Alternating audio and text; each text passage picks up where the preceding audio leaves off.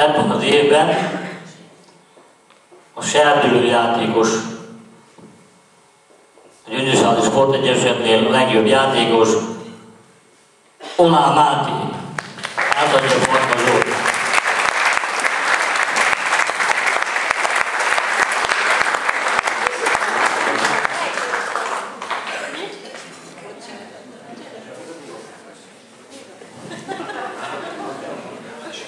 Elnézést, egy kis alőrszünetet, ugye, Tisincs nyoma.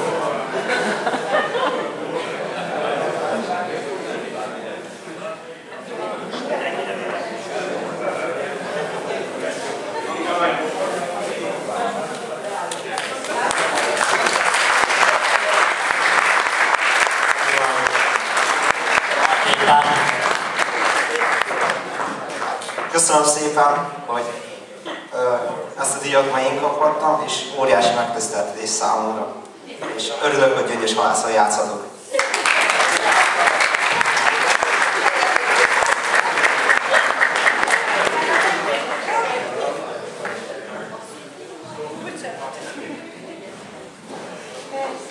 Hát egy pár szó, akkor remélem, hogy legközelebb, amikor így összejön a csapat, akkor tényleg azt tudjuk mondani, hogy a csapatnak a nagyobbik része itt lesz, és úgy tudunk gratulálni az éppen aktuális legjobb játékosnak.